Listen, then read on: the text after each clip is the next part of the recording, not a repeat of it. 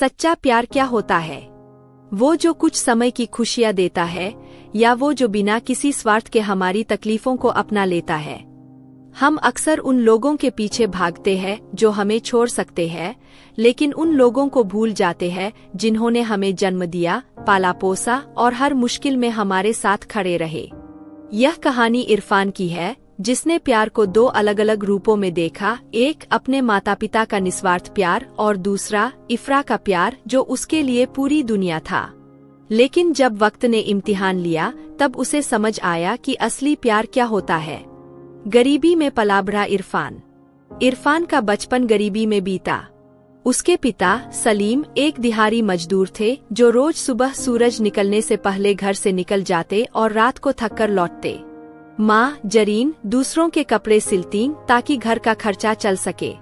उनका घर भी मुश्किल से घर कहलाने लायक था, एक छोटी सी झोपड़ी जिसकी छत से बारिश में पानी टपकता, गर्मी में आग की तरह तपता और सर्दियों में ठिठुरन से कांपता। कई रातें ऐसी गुजरीं जब माँ खुद भूखी सोई, लेकिन इरफान को खाना खिलाया। कई बार पिता ने अपनी चप्पलें फट जाने के बावजूद नई नहीं खरीदीं ताकि इरफान की स्कूल की फीस भर सके। जब भी इरफान बीमार पड़ता, माँ पूरी रात जागकर उसका माथा सहलाती, दुआएं मांगती कि उसके बदले उन्हें तकलीफ हो जाए। लेकिन इरफान को ये प्यार तब तक नजर नहीं आया जब तक जिंदगी ने उसे झकझोर नहीं दिया। इफ्रा का प्यार। जब इरफान ने कॉलेज में दाखिला लिया तो उसकी दुनिया पूरी तरह बदल गई। अब वह एक नई दुनिया में था जहाँ महंगे कपड़े, बड़े बड़े शौक और ऊंचे ख्वाब थे। यही उसकी मुलाकात इफ्रा से हुई, एक अमीर घर की लड़की, खूबसूरत, स्टाइलिश और हर किसी का ध्यान अपनी ओर खींचने वाली। इरफान पहली ही नजर में उसकी तरफ खिंच गया। धीरे धीरे दोनों करीब आने लगे, दोस्ती प्यार में बदल गई और इरफान को लगा कि उसकी दुनिया अब इफ्रा के इर्द गिर्द घूमने लगी है।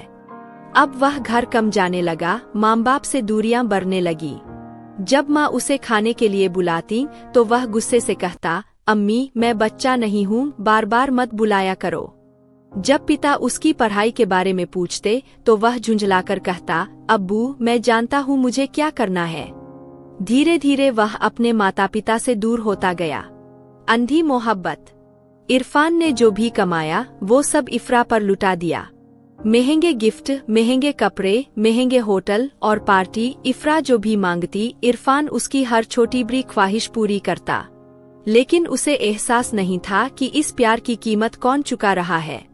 जब वह इफ्रा के साथ महंगे रेस्तरां में 2000 रुपये की डिश ऑर्डर करता और आधी प्लेट में खाना छोड़ देता, उसी वक्त उसकी माँ घर पर बची हुई सूखी रोटी चाय में डुबोकर खा रही होती।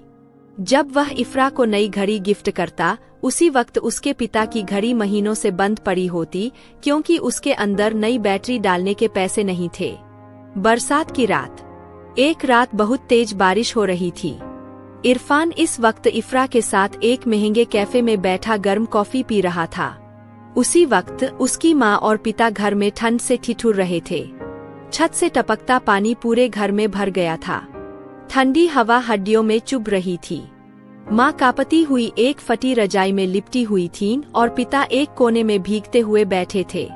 माँ ने कांपती आवाज में कहा, काश इरफान यहाँ होता तो हमें इतनी तकलीफ न होती। पिता ने जबरदस्ती हंसते हुए कहा, हाँ वो बहुत बिजी रहता है, हमारी फिक्र मत कर। लेकिन उनकी आंखों में साफ दर्द झलक रहा था। इरफान की बेरोजगारी और इफ्रा का धोखा। समय बीता और एक दिन इरफान की कंपनी बंद हो गई। उसकी नौकरी चली गई। अब उसके पास पैसे नहीं थे।